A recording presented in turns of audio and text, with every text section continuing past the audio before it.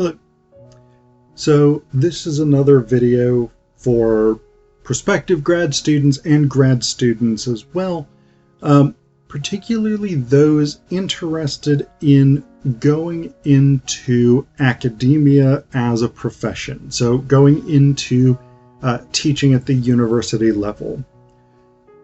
I'm going to talk about the academic job market in this video. And this is a very sensitive subject for me because I've been on the academic job market for several years now. And so it is, the short version is, it is a soul-crushing experience. So I'll talk some about the academic job market and the specific challenges involved. Some of the differences that you might encounter depending on what your particular field is and things like this. So this is something that I think you definitely want to think about before, especially going into a PhD program in a field like the humanities or some of the social sciences, maybe. So if you're going into the STEM disciplines, realistically, you have a lot of good opportunities outside of academia. And actually, so I think in the STEMs and to a lesser extent in the social sciences, the academic job market is not as difficult as it is for the humanities, for the arts, and these disciplines. Also for business, I think the academic job market is not as challenging, in large part because there are a lot of high-paying opportunities outside of academia. So if you're an engineer, for instance, academic jobs are rarely going to be able to provide the same kind of salary that you would get working outside of academia, working for a private engineering firm or something like this. And so I think there's just a lot less competition for academic jobs in the STEMs because people tend to go outside of academia, and so there's not as many people trying for a limited number of jobs. And so actually and I think the same is more or less true of the social sciences, psychology, sociology, things like this. There are positions outside of academia doing work in those fields, and so the competition is not necessarily as fierce. For the humanities and the arts, because and also for the social sciences as well, to a lesser extent than the STEMs, a lot of the work that's done in these disciplines is done by people who work at universities. Like in my discipline, English literature, there are employment opportunities outside of academia for people with English degrees, but not necessarily that many jobs for literature scholars as such. Like, because we can write well, because we can read critically, because we can think creatively, there are positions that will hire people with literature degrees. But because PhDs are specialized in particular fields, private companies, even the government, are more likely to hire people with an MA or a BA than they are to hire someone with a PhD. And actually, my former office mate here at Penn State, he was applying for non-academic jobs. He earned his PhD and he was applying for non-academic jobs. And he actually found that he had more success on the job market when he just listed his BA and his MA on his resume rather than listing his doctorate. So if you're looking at at doing something outside of academia, you want to be in the arts and humanities. If you're looking at doing something outside of academia, you want to be very aware of whether or not a doctoral degree is going to benefit you in any way, because it's a lot of time, effort, stress and probably money to put in if it's not going to pay out for you. If, on the other hand, you want to go into academia, you want to go into that knowing exactly what you're going to face in terms of the job market. And the short story is that the job market for academics in the arts and humanities is terrible. And it has been terrible for over a decade now. So in a way, the sort of transition point is about 2008, 2009. When we hit the Great Recession, that's when things really changed in the academic job market, although they had been changing slowly for the past 40 years before that, 30 years before that. So starting from about the mid to late 1970s, one thing that's happened across the U.S., and this is all U.S. specific here. I don't know as well in the academic job market in most other countries. I think Canada is in a somewhat similar position, but they still have more protections for their academics than we do in the U.S. But starting in the 1970s, you had a shift in the balance between tenure track workers and contingent faculty. So in 1973, for instance, it was about 75% of the people teaching classes in the US were tenure track people, and about 25% were contingent. Contingent in this case may mean sort of full-time lecturers, but people who are getting, like me, who are getting their contract renewed every year or maybe every couple of years or things like this, but you don't have long-term job stability. Contingent may also mean adjuncts, and these terms are not universal. These are generalized terms. So some, like I'm not called a lecturer, but basically it's a lecturer type position. My actual job title is an assistant teaching professor. So if you see job calls for something like a teaching professor or clinical faculty or things like this, these are usually contingent positions, and you want to be aware of that. And at some point I can make a video about critically reading job ads. But in 73, about 75% of faculty members were tenure track or tenured, 25% were contingent. So 25% did not have stable long-term working conditions, maybe didn't have set salaries, because adjuncts who get hired by the individual course get paid by the individual course, and possibly didn't have benefits. Today, those numbers have almost reversed. About 30% of people working in universities are in tenure track or tenured positions, and about 70%, and this is according to AAUP, which is the American Association of University Professors, the largest academic union in the country. About 70% of people working in universities today are contingent.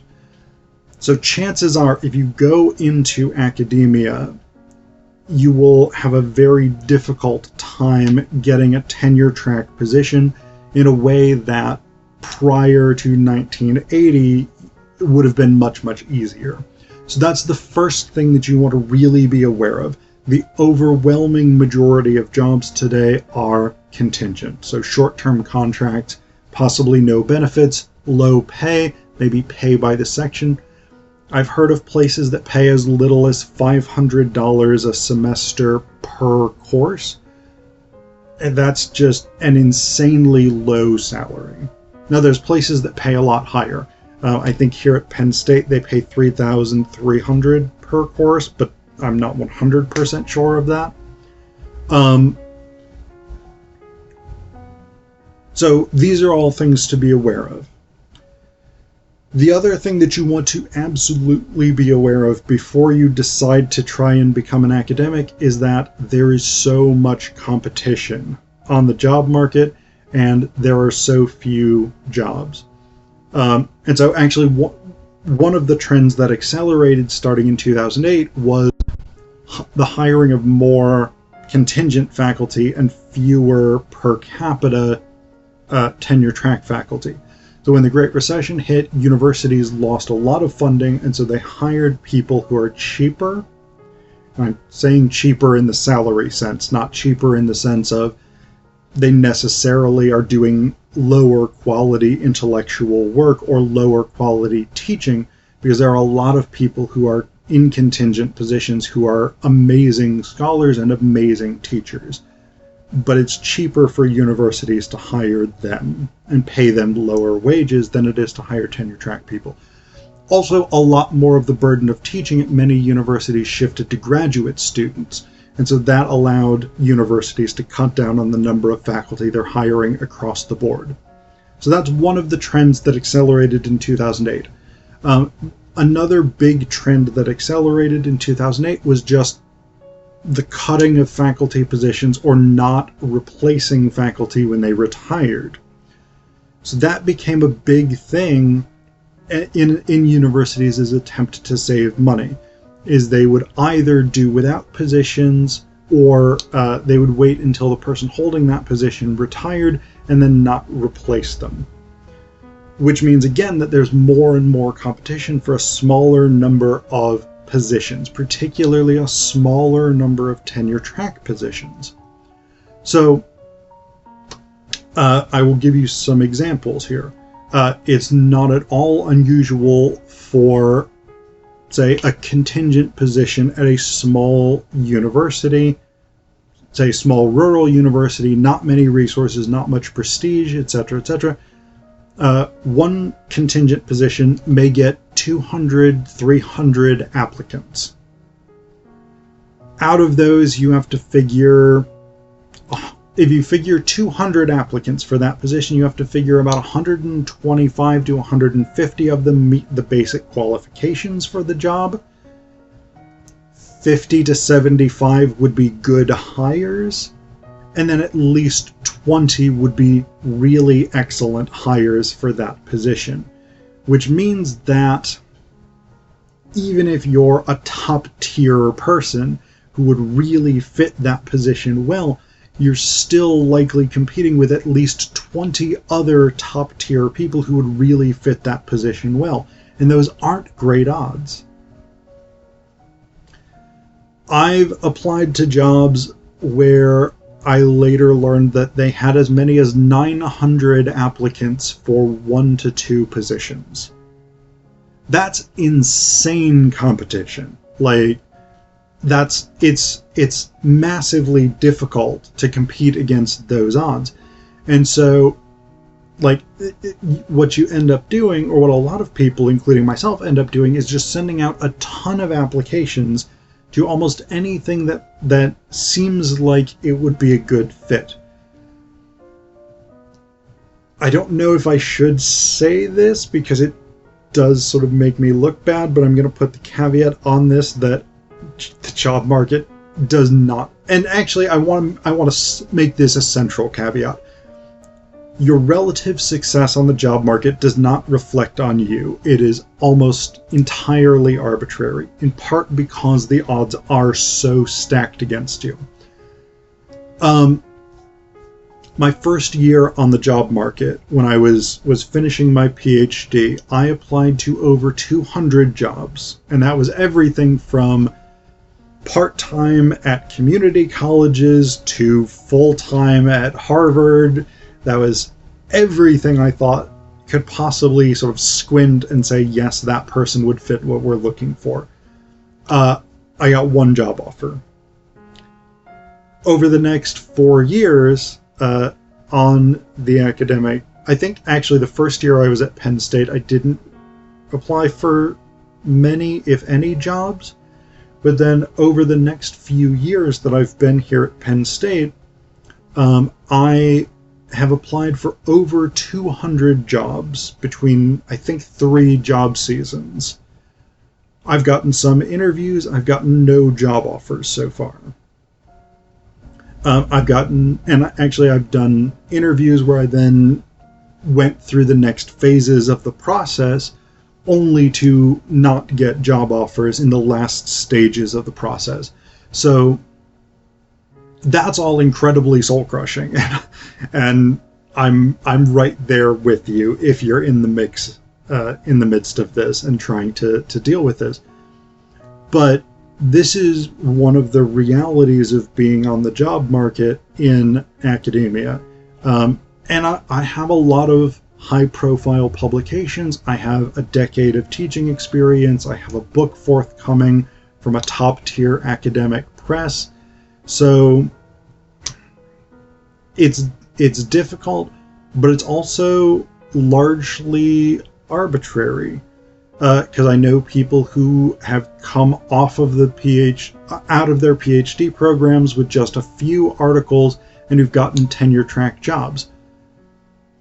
The real thing with the academic job market, and this is the brutal truth about it, is that because there are so many qualified people applying for these jobs, the hiring is largely arbitrary. It really depends on someone or multiple people on that particular hiring committee taking an interest in the thing that you happen to do. And there's no way that you can predict that. So, like, when my partner and I got the jobs here at Penn State, and we know this because the person who did the hiring told my partner this, part of the reason that she was offered an interview is because she writes poetry about labor rights, labor issues, etc., etc. And the person doing the hiring for these positions is a scholar who works on labor poetry. So because what she does happened to align with what he does, she rose to the top of the pile. Now, again, I want to emphasize this because it's important to keep in mind. She's fully qualified for the position. So this is not a sort of arbitrary favoritism or something like this. I was also fully qualified for the position, but I wasn't in that sort of initial round of people that they asked for interviews because they just didn't happen to take an interest in me. And that's entirely arbitrary, and there's nothing that you can do, unfortunately, to game that system, because generally speaking, you won't know who's on a hiring committee. From the job application, you may know who the committee chair is, but you won't know who else is on the committee, which means there's no way that you can sort of plan and say, I think X person is going to be interested in X thing, so I'm going to play that up. But unfortunately, that is the reality of how it works. So these are the takeaways, I guess, from this job market video.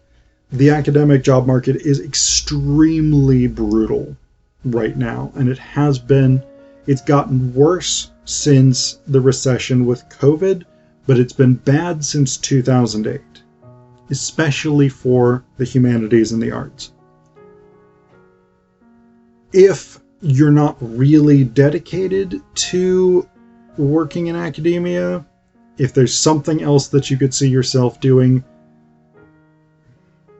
it's such a brutal job market, and it's such often an unrewarding job market that you will likely be happier. A lot of people have compared academia, especially the job market, to an abusive relationship, and that's not an unreasonable comparison.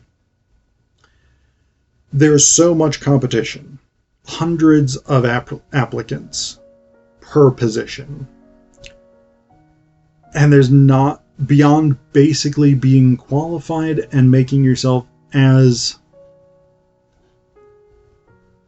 desirable a person as you can in academia by publishing, by being involved in university activities, department activities, etc., etc.